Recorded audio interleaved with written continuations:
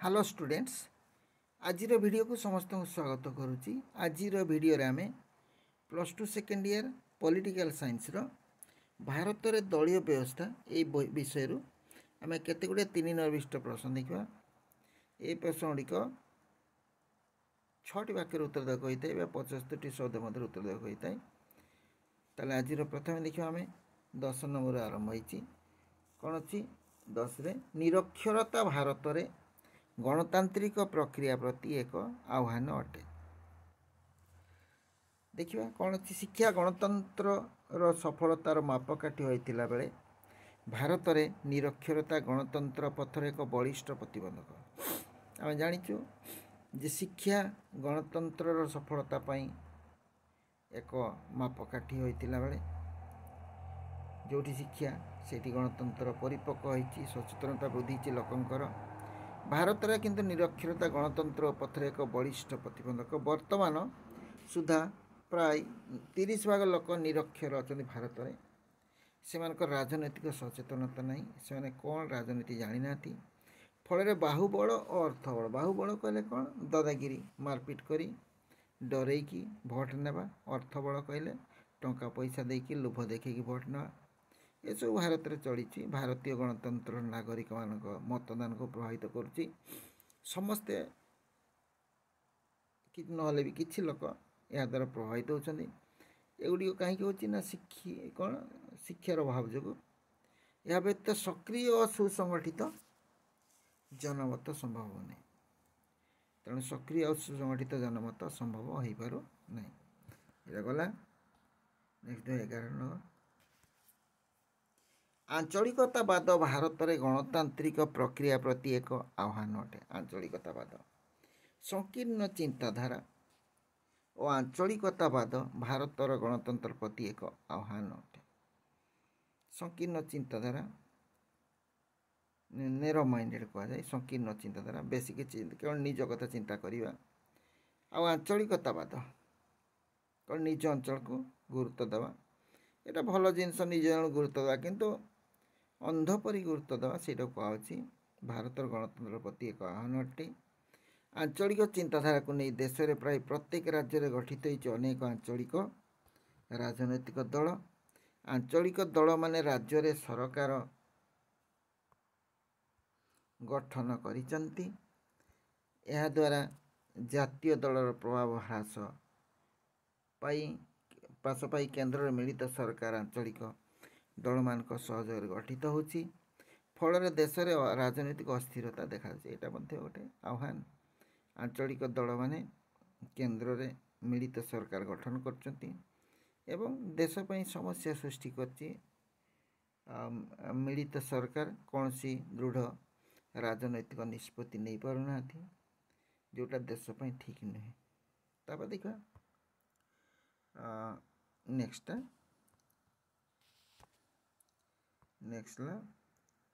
नक्सल समस्या भारत में गणतांत्रिक प्रक्रिया प्रति एक आह्वान। नक्सल समस्या भारत में गणतांत्रिक प्रक्रिया प्रति एक भारतर 10टी राज्यर 75 जिले में देखा जाउथुवा नक्सल आंदोलन भारतर गणतंत्र प्रति विपद सृष्टि करिछि। भारत केतरा 10टी जिले 10टी जिलार 75टी जिले सॉरी 10टी राज्यर 75टी जिले में देखा जाउथुवा नक्सल आंदोलन भारतर गणतंत्र प्रति विपद सृष्टि करछि। 1967 मसीह पश्चिम बंगर दार्जिलिंग जिलार नक्सलबरी थाना रे देखा जाइथा कृषक आंदोलन नक्सल समस्या उद्भूत होइछि। वर्तमान पश्चिम बंग ओडिशा झारखंड मध्य प्रदेश छत्तीसगढ़ आंध्र प्रदेश आदि राज्य रे यह सक्रिय ताले को राज्य रे पश्चिम बंग ओडिशा झारखंड मध्य प्रदेश छत्तीसगढ़ आंध्र प्रदेश आदि राज्य रे यह सक्रिय सरकार को भयभीत करी निजर दाबी हासिल करने पाई नक्सल पंथी माने निर्वाचित प्रतिनिधि मान को अपहरण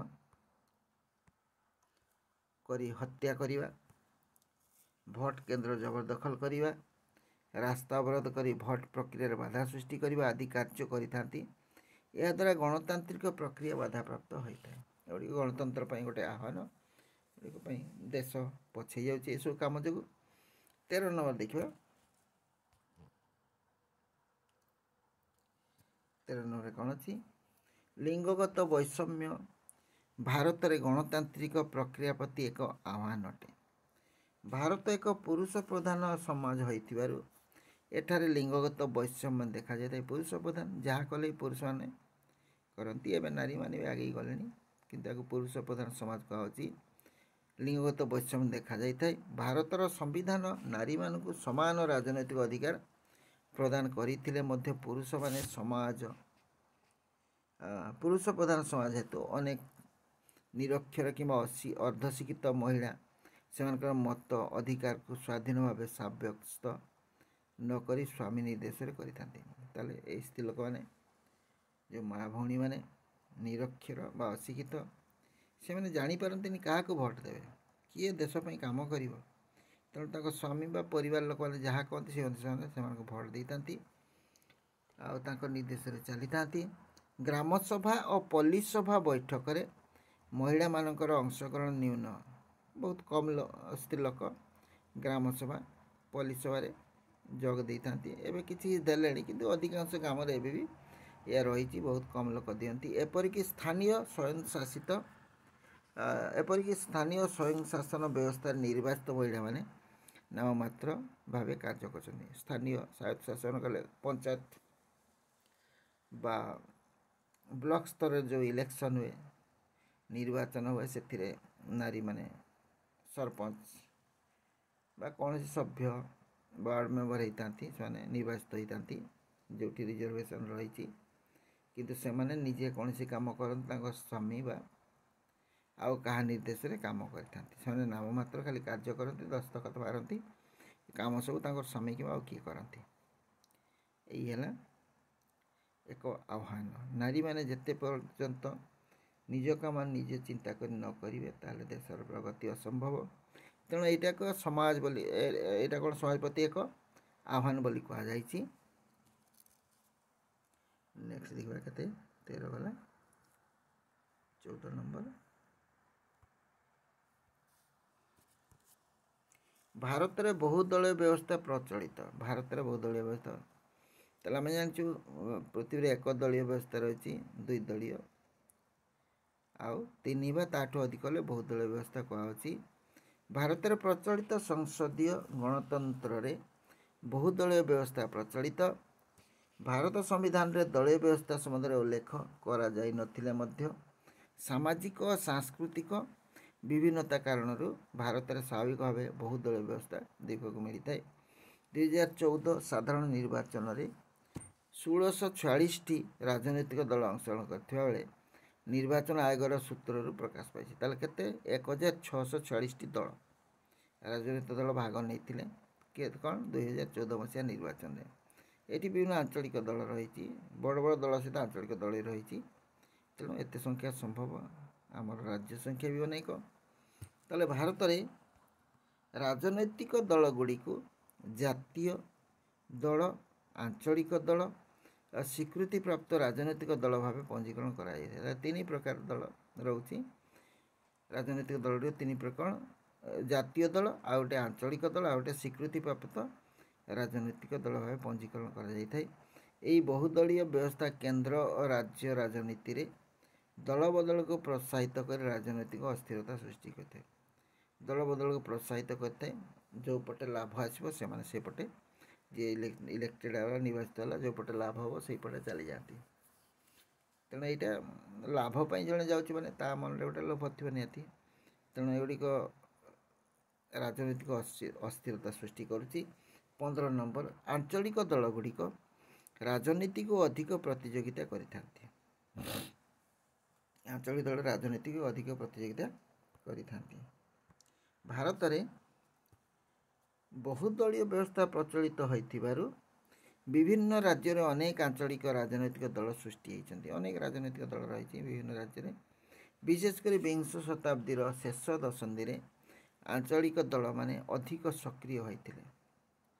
ହେଲା, ଏହାଦ୍ୱାରା ଆଞ୍ଚଳିକ ଦଳମାନଙ୍କର ପ୍ରଭାବ ବୃଦ୍ଧି ଯୋଗୁଁ ଭାରତରେ ଏକକ ଦଳର ଆଧିପତ୍ୟ ହ୍ରାସ ପାଇଥିଲା। ଅର୍ଥାତ୍ କେନ୍ଦ୍ରରେ ସରକାର ଯେଉଁ ଗଠନ ହେଉଥିଲା ସେଥିରେ ଆଞ୍ଚଳିକ ଦଳମାନଙ୍କ ଭୂମିକା ରହୁଥିଲା। ଆଉ ଗୋଟିଏ ଦଳ କେବେ ହେଲେ ଭୋଟ୍ ପାଉନଥିଲା, କେବେ ସଂଖ୍ୟା ଗରିଷ୍ଠତା ହେଉନଥିଲା। ତାହେଲେ ମେଣ୍ଟ ରାଜନୀତିର ଆରମ୍ଭ ହୋଇଥିଲା। ତାହେଲେ ଏହାଦ୍ୱାରା ଆଞ୍ଚଳିକ ଦଳମାନଙ୍କର ପ୍ରଭାବ ବୃଦ୍ଧି ଯୋଗୁଁ ଭାରତରେ ଏକକ ଦଳର ଆଧିପତ୍ୟ ହ୍ରାସ ପାଇଥିଲା। ଏକକ ଦଳ ଆଧିପତ୍ୟ ହ୍ରାସ ମାନେ ଗୋଟିଏ ଦଳ ଯେଉଁ ସେଣ୍ଟ୍ରାଲରେ କରୁଥିଲା ବା ରାଜ୍ୟରେ ଭୋଟ୍ ପାଉଥିଲା, ଆଉ ସେଇଟା ହେଇପାରୁନି, ଭାଗ ଭାଗ ହେଇଯାଉଛି। ମେଣ୍ଟ ରାଜନୀତିର ଆରମ୍ଭ ହୋଇଥିଲା। ଆଞ୍ଚଳିକ ଦଳମାନେ ନିଜ ନିଜ ରାଜ୍ୟରେ ପ୍ରଭାବଶାଳୀ ହୋଇ କେନ୍ଦ୍ର ସରକାରଙ୍କ ଉପରେ ଚାପ ପକାଇ ନିଜ ରାଜ୍ୟ ପାଇଁ ଅଧିକ ଅନୁଦାନ ପାଇପାରୁଛନ୍ତି। ଆଞ୍ଚଳିକ ଦଳମାନେ କେନ୍ଦ୍ର ସରକାରଙ୍କୁ ସପୋର୍ଟ କରୁଛନ୍ତି ବା ଜାତୀୟ ସରକାରକୁ ସପୋର୍ଟ କରୁଛନ୍ତି, ଆଉ ତା ବଦଳରେ ନିଜ ପାଇଁ ଅଧିକ ଦାବି ରଖୁଛନ୍ତି। ଏଇଟା ଗୋଟିଏ ଦେଶ ପାଇଁ ଅନୁକୂଳ ନୁହେଁ। ନିଜର ରାଜ୍ୟ ପାଇଁ ଅଧିକ ଅନୁଦାନ ପାଇପାରୁଛନ୍ତି। କେନ୍ଦ୍ରରେ ଗଠିତ ମେଣ୍ଟ ସରକାରରେ ଆଞ୍ଚଳିକ ଦଳମାନେ ସାମିଲ ହୋଇ କେନ୍ଦ୍ର ସହିତ ମୂଲଚାଲ କରୁଛନ୍ତି। କେନ୍ଦ୍ର ସହିତ ମୂଲଚାଲ କରୁଛନ୍ତି। ତୁମେ ଯଦି ଜାଣିଥିବ, ଏବେ ଯେଉଁ ଇଲେକ୍ସନ୍ ହେଲା ଆମର ଭାରତରେ ମଧ୍ୟ ସେଇ ଟାଇପ୍ର ହେଇଛି। ଆଉ ଅପରପକ୍ଷରେ ଆଞ୍ଚଳିକ ଦଳମାନଙ୍କର ସଂଖ୍ୟା ଓ ପ୍ରଭାବ ବୃଦ୍ଧି ଯୋଗୁଁ ବିଭିନ୍ନତା ମଧ୍ୟରେ ଏକତା ପ୍ରତିଷ୍ଠା ହୋଇ ରାଜନୀତି ଅଧିକ ପ୍ରତିଯୋଗିତାମୂଳକ ହୋଇପାରିଛି। ଏକତା ମଧ୍ୟ ପ୍ରତିଷ୍ଠା ହେଉଛି, ବିଭିନ୍ନତା ମଧ୍ୟରେ ଏକତା ପ୍ରତିଷ୍ଠା ହେଉଛି, ଆଉ ପ୍ରତିଯୋଗିତାମୂଳକ ହୋଇପାରିଛି ରାଜନୀତିଟା। ଅବଶ୍ୟ 2014 ମସିହା ଲୋକସଭା ସାଧାରଣ ନିର୍ବାଚନରେ ଆଞ୍ଚଳିକ ଦଳମାନଙ୍କର ପ୍ରଭାବ ହ୍ରାସ ପାଇଛି। 14 ମସିହାରେ ହ୍ରାସ ପାଇଥିଲା, ଏଇଟା କୁହାଯାଇଛି। ଠିକ୍ ଅଛି, ଆଜିର ଭିଡ଼ିଓକୁ ଆମେ ଏଇଠି ରଖିବା। ଭିଡ଼ିଓଟି କେମିତି ଲାଗିଲା କମେଣ୍ଟସ୍ ମଧ୍ୟରେ ଜଣାଇବ। ଯଦି ଭଲ ଲାଗିଲା ଲାଇକ୍ଟେ କରିବ, ସାଙ୍ଗସାଥି ସହିତ ସେୟାର କରିବ। ଆଉ ଏହିପରି ଭିଡ଼ିଓ ଦେଖିବାକୁ ଚାହୁଁଥିଲେ ଚ୍ୟାନେଲକୁ ସବସ୍କ୍ରାଇବ୍ କରିବ, ବେଲ୍ ଆଇକନ୍ରେ କ୍ଲିକ୍ କରିବ। ତାହେଲେ ପରବର୍ତ୍ତୀ ଭିଡ଼ିଓ ଗୁଡ଼ିକ ନୋଟିଫିକେସନ୍ ତୁମ ପାଖକୁ ସବୁଠୁ ଆଗେ ପହଞ୍ଚିବ। ଧନ୍ୟବାଦ। ଯେଉଁଠି ଥାଉ ଭଲ ଥାଉ, ସୁଖରେ ଥାଉ। Thanks for watching.